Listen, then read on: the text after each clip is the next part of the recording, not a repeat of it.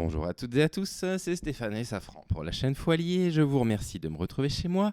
Et donc, chez vous, allez, la poitrine des femmes, c'est l'objet, l'appartenance des hommes. Épisode 1 485 000. Mon Dieu, il y a des femmes qui allaitent en public. Oh mon Dieu. Comment osez-vous nourrir nos enfants? Comment osez-vous faire en sorte que nos enfants mangent à leur faim? Comment est-ce que vous osez faire ça en public, les femmes? Eh bien, c'est pourtant un discours qu'on entend assez fréquemment et qui a été relayé à travers une anecdote partagée par, je vous le donne en mille comme d'habitude, le compte le plus basé de tout Twitter sur les questions du sexisme et j'ai même envie de dire sur les questions de la santé, Dr Zoé. Dr Zoé, encore une fois, si vous ne la connaissez pas, ça m'aurait surpris que je réussisse la capture du premier coup. Tiens, voilà. Si vous ne la connaissez pas, je vous recommande d'aller vous abonner à son compte. Je vous recommande 1 millier de fois. J'ai l'impression qu'à chaque fois que je vous le dis, elle a pris 1000 abonnés. Et c'est génial.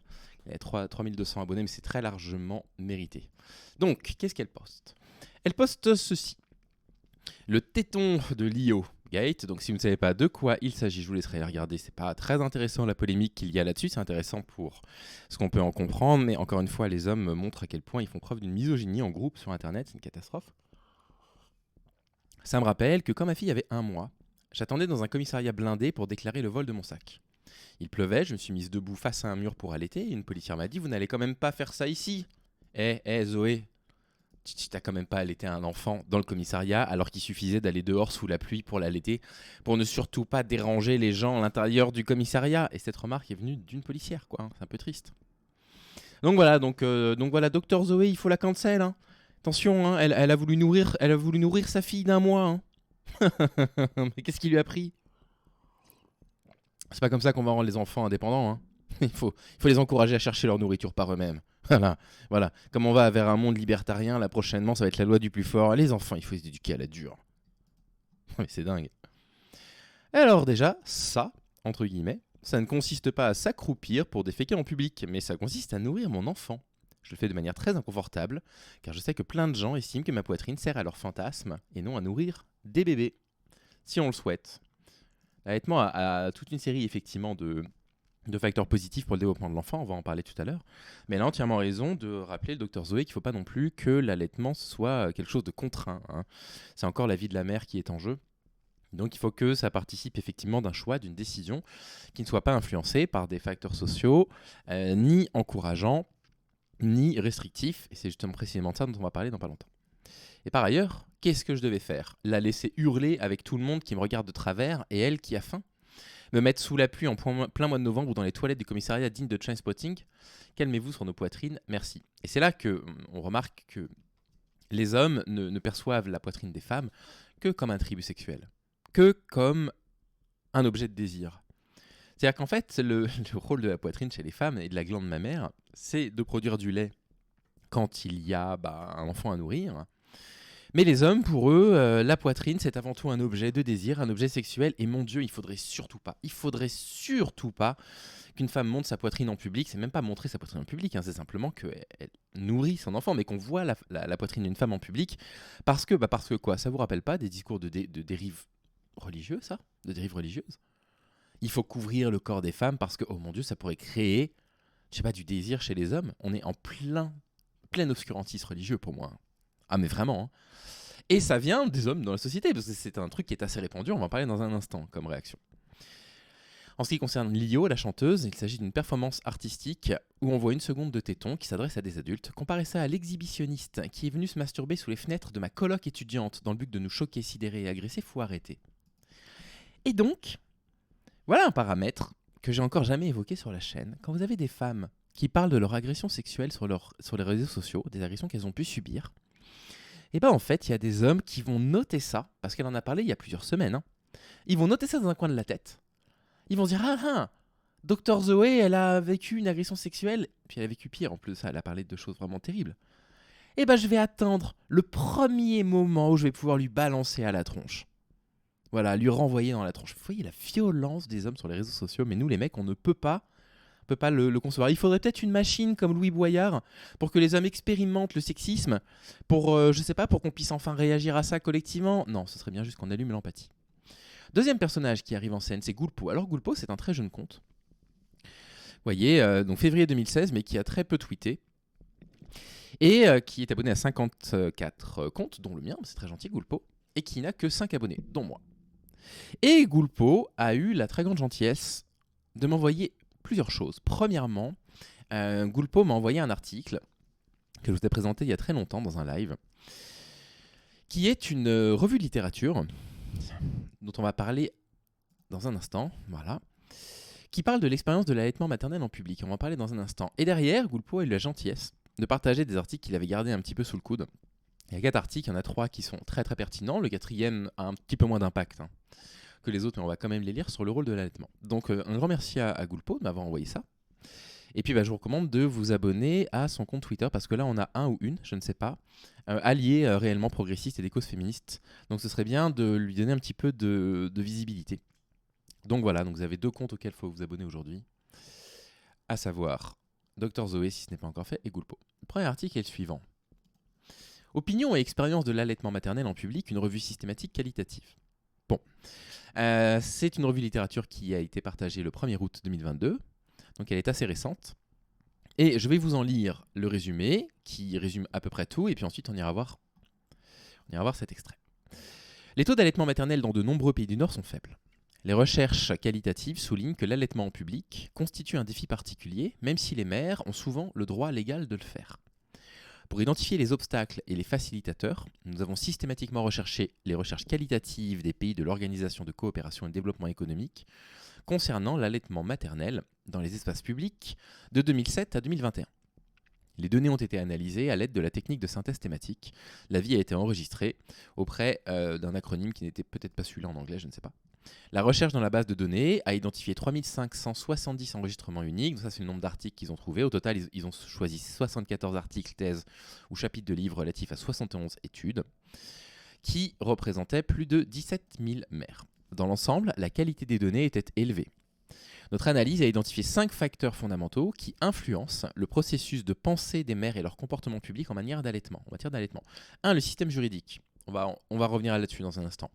2. Les inégalités structurelles. 3. Les connaissances qu'on a de l'allaitement. 4. Les croyances au sujet de l'allaitement. Et 5. L'environnement social. Les facteurs macroéconomiques liés à la législation et aux inégalités doivent être corrigés de toute urgence si l'on veut augmenter les taux d'allaitement. L'objectif n'est absolument pas de contraindre les femmes à allaiter, attention. L'objectif est de permettre à toutes les femmes qui auraient envie d'allaiter de pouvoir le faire de façon complètement libre, en fait, sans contrainte. Et pour ça, ce qu'il faut, vous voyez, c'est travailler sur les facteurs macroéconomiques liés à la législation et aux inégalités. Et travailler évidemment sur les perceptions que l'on a de l'allaitement. Un changement culturel généralisé est également nécessaire pour améliorer les connaissances, changer les croyances hostiles et donc l'environnement social dans lequel existent les diades mère-enfant.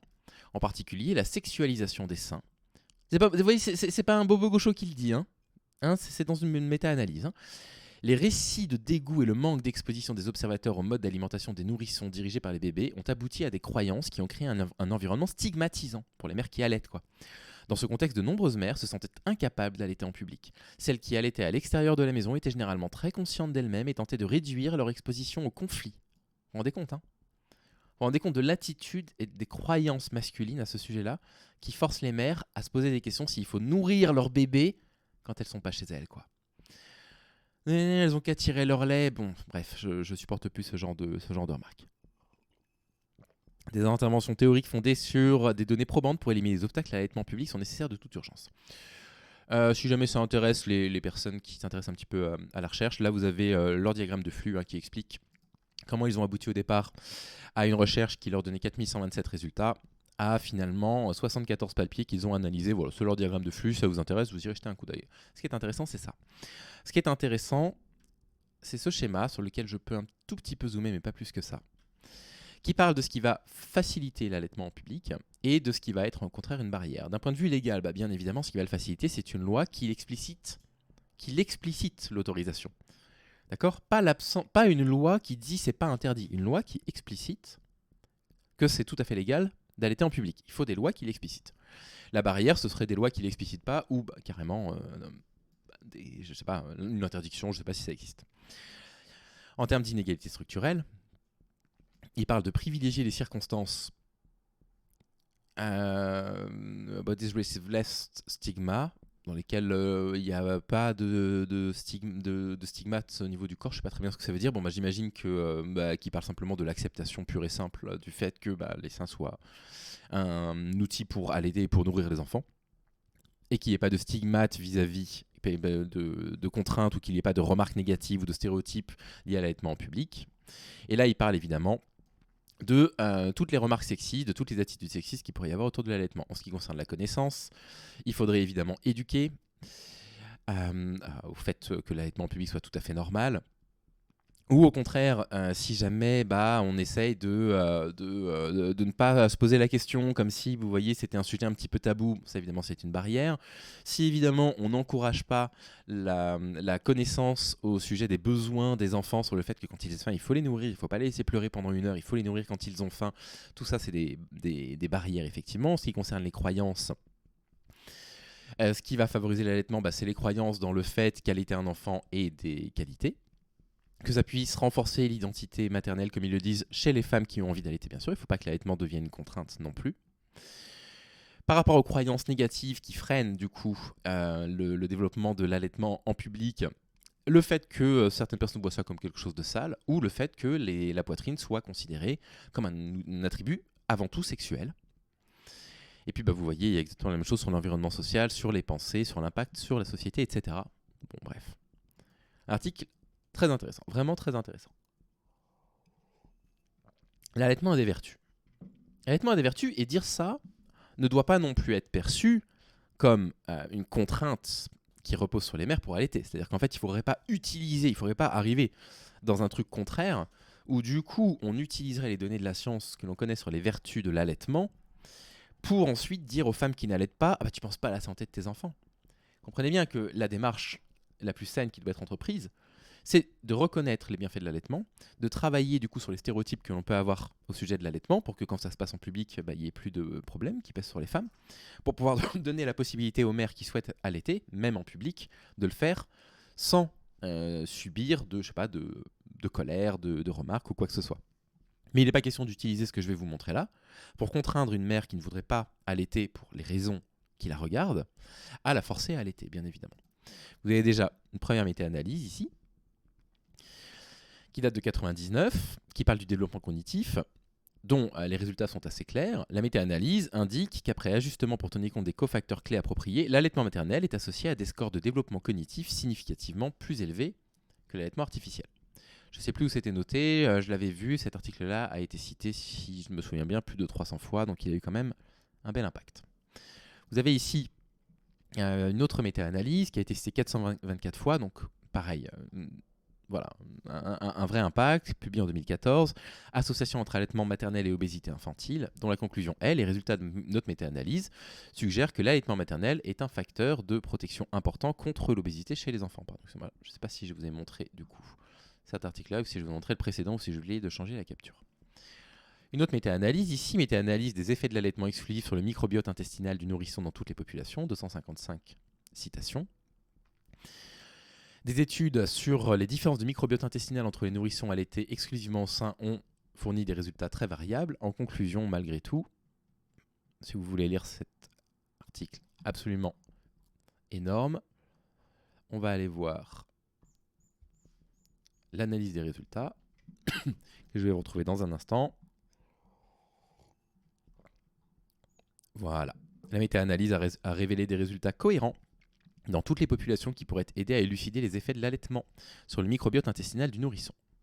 L'absence d'allaitement ou une durée plus courte d'allaitement au cours des 6 premiers mois de la vie est associée à une diversité microbienne intestinale plus élevée, à un âge plus élevé du microbiote, à une composition bactérienne ressemblant davantage à celle du microbiote adulte, à une abondance relative plus élevée de voies fonctionnelles bactériennes liées au métabolisme des glucides et à une plus faible abondance relative des voies fonctionnelles bactériennes liées au métabolisme des glucides.